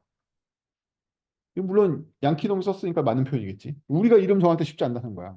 이 양키놈 센스에 맞는 이름을 짓기가 쉽지 않아. 그냥 한글로 쓰는 게 나아. 어차피 청사진이기 때문에 이 시점에 이름을 강력하게 지을 필요도 없어. 웬만하면 한글로 써라. 어설픈 영어 쓰면 더 힘들다. 다음, 미 도메인 목적이 뭔지 기술하는 거죠. 여기 설명이라는 건 뭐냐면 얘가 어떤 도메인적인 목적을 달성하려고 그러는지를 기술해 줘야 된다 이거예요. 액티비티와 액티비티 단계 기억나시죠? 액티비티 단계는 구체적인 실현하는 방법이었잖아요.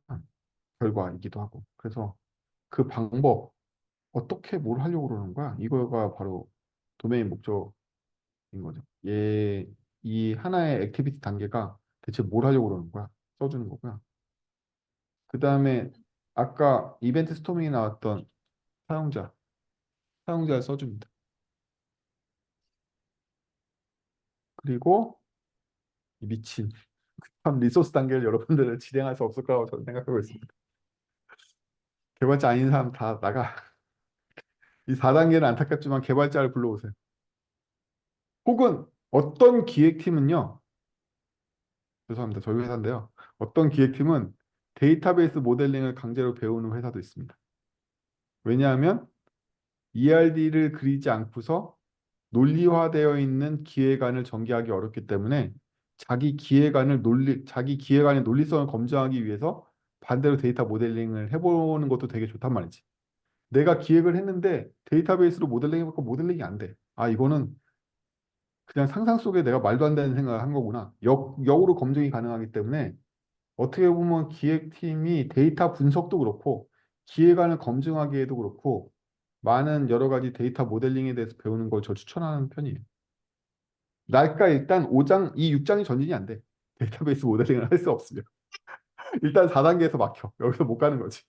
그래서 이걸 도와줄 개발자를 데려와야 된다. 6장의 함정은 그거야. 아까 4장의 함정은 DD 전문가를 데려와야 되는데 5장의 함정은 6장의 함정은 이제 ERD 설계할 수 있는 애를 데려와야 돼.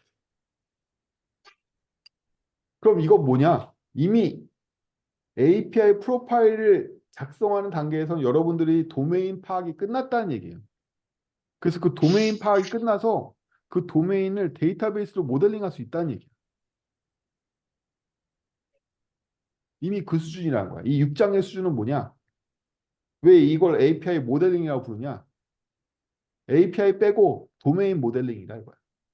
이미 이 수준은 모델링을 해야 될 수준이야. 6장까지 왔으면 모델링하는 수준인 거야. 5장까지 해서 도메인 파악이 끝난 거야. 6장은 파악이 끝난 도메인을 모델링하는 거라고. 그래서 모델링을 한 걸 여기서 리소스라고 부르는데 사실은 엔티티예요. 그래서 엔티티를 도출해 줘야 돼. 엔티티가 뭐야? 모르겠지. 모르겠지. 그리고 나서 미친 API에다가 엔티티, 테이블 그 자체를 할당하게 됩니다. 아, 이게 뭐랑 뭐랑 관계에 있는 녀석이다. 그래서 사실 리소스에 들어갈 내용을 쓰려면 데이터베이스 모델링이 3단계로 나눠져 있잖아요. 그중에 개념적 모델링, ERD 수준은 이렇게 내야지만 그리고 어차피 관계도 다 만들어야 되잖아. 말 그대로 ER까지 다 해야 돼. 엔티티, 릴레이션까지 다 나와야 된다고. 책에서도 그걸 지금 보여주고 있죠. 관계까지 다 설정했잖아. 미친놈들. ER, ER이 돼야 돼. 그래야지 리소스를 채울 수가 있어. 그리고 나서 6번에서는 도메인 이벤트를 뭐 정의하나? 이미 있잖아. 원래 이 도메인 이벤트를 노리고서 액티비티 단계가 만들어져 있잖아. 그거 넣어주면 됩니다. 그리고 나서 계약을 명시합니다. 이게 중요한 거다. API 기억나시죠? API 배웠던 거. 어플리케이션 프로그래밍 인터페이스. 그중에 인터페이스 설명했죠. 남들하고 하는 계약이라고. 그래서 이 계약을 만들 때 얼마나 신중해야 되는지, 책임을 져야 되는지 이런 얘기 했던 거 기억나시죠? 저번 시간에? 일주일 만에 까먹진 않았겠지? 그 계약을 만드는 게 바로 마지막 단계야. 작업 상세라는 건 인터페이스를 기술한 거야. 그래서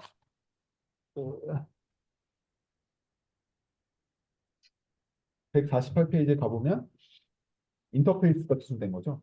너 나한테 요청할 때는 이렇게 하고 응답할 때는 내가 이런 거 줄 거야. 근데 구체적으로는 기술하지 않았어. 그래서 인터페이스의 청사진인 거지.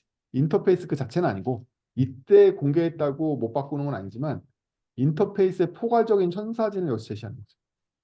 API 프로바이더는 다 청사진을 제시하는 거예요. 얘가 구체적으로 뭘 하는 게 아니라 청사진을 바탕으로 어떻게 만들지는 나중에 하이레벨 설계로 들어가서 하는 거고요. 프로파일까지는 청사진이다. 그래서 인터페이스도 청사진이다.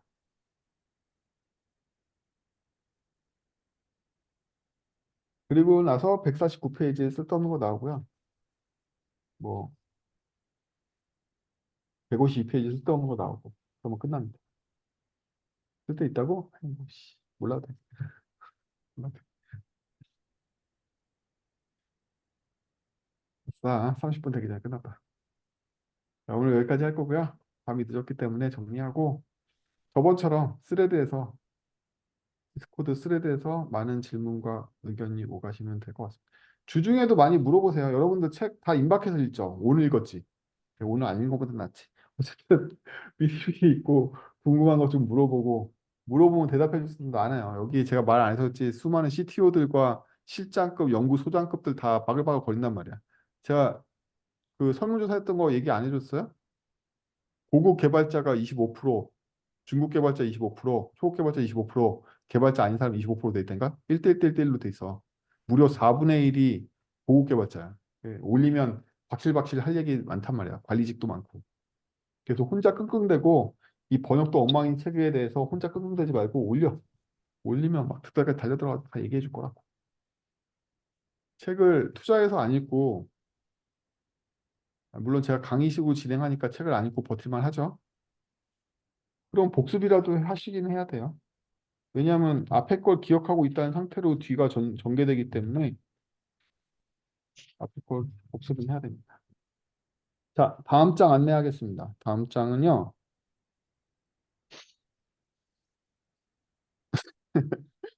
하이레벨 설계로 들어가는데요. 하이레벨 설계가 워낙 기술적이에요, 내용이. 그래서 제가 여러분들한테 드리고 싶은 말씀은 어렵고 잘 모르겠죠. 근데 이걸 피하면 어떻게 되느냐? 하이레벨 설계만 해도 세 장이 나오잖아요. 쿼리형, 레스트형, 뭐 스트리밍형 이렇게 해서 7, 8, 9장까지 나갈 건데요. 이게 다들 피하고 싶고 모르겠다. 하나도 모르겠어요. 분명히 이렇게 얘기하실 거란 말이에요. 비개발자분들께서. 근데 여러분들 이거 왜 알아야 되느냐? 사실 이게 스터디의 목적이야. 여기 코드는 안 나와, 사실은. 인터페이스만 나오지. 이거를 꾸역꾸역 공부하고 난 다음에 제가 설명드릴 거잖아요. 설명하면 이 정도로 풀어질 거거든요. 설명하면 훨씬 더 쉬워지잖아. 이거 알아야지만 여러분들이 기획자로서 개발자랑 대화할 때 이번 API는 REST로 만드시죠. 이번 API는 gRPC로 가시는 게 나을 것 같은데요. 혹은 개발자가 아 이거는 너무 빈번하게 호출하기 때문에 gRPC로 가야 돼. 이거 알아들을 수 있어야 될 거 아니에요. 누가 여러분들한테 구현하래? 아니라고. 이 API는 스트리밍 형태로 가야 돼. 저희 카프카스로 이런 얘기 알아들어야 될 거 아니야. 그래야지 기획자가 주도권을 쥐고서 API 설계에 관여할 수 있을 거야. 물리적으로 어떻게 구현되는지에 대한 형태를 모르면 청사진까지만 제시하고 쫓겨난다. 내가 끝까지 여기에 내가 사다를 부리고 싶어. 야, 이 API는 내 건데 누가 이따위를 만들었어. 이걸 끝까지 내가 막 진상을 부리고 싶어. 이거 다 정복해야 돼. 그래야지 계속 말을 같이 섞을 수가 있단 말이지. 그래서 7, 8, 9장을 용서 없이 다 여러분들 기획자들이 못 알아갈 것 같아 넘어가지 않고 다 나갈 거예요. 하이레벨 설계는 결국 물리층의 설계고 구체적인 설계 구현 방법에 대한 얘기입니다. 당연히 어렵겠지. 근데 기획자분들한테 억울하지 말라고 말씀드리자면 여기 나와 있는 중국 개발자들도 이 세 가지 방식을 다 다뤄본 사람은 굉장히 희귀하다. 따라서 저 사람들도 잘 몰라. 이 중에 7장에 나온 레스트는 다들 많이 알고 있고 그중에 제 생각에 이 중에 한 2, 30%는 gRPC도 익숙해. 하지만 스트림형을 다뤄본 개발자는 이 중에 10%가 안 될 거고요. 그런 면에서 봤을 때 개발자한테도 지들이 맨날 하던 것만 했으니까 어려울 거란 말이에요. 아, 우리 회사는 레스트밖에 안 쓰는데? 그렇습니다. 저희 회사 진짜 레스트밖에 안 쓰고 있거든요. 그러니까 다들 어렵다는 거야. 어려운 건 기획자뿐만 아니라 개발자도 매일 반입니다. 개발자들이 7, 8, 9장을 다 다뤄보지 않았어요. 대부분 이 중에 하나, 두 개밖에 안 다뤄봤기 때문에 지들도 피하고 싶고 대충 보려고 그런단 말이지. 나 RPC 한 번도 안 해봤는데 이거 뭔지 잘 모르겠는데? 이 입장이 똑같아, 개발자도. 어, 쟤도 힘든데 나도 힘들다고 위로가 되는 건 아니겠지? 어쨌든 피하지 말고 읽으세요. 피하지 말고 읽으시고 도와드릴게요. 다음 주에도. 수고하셨습니다.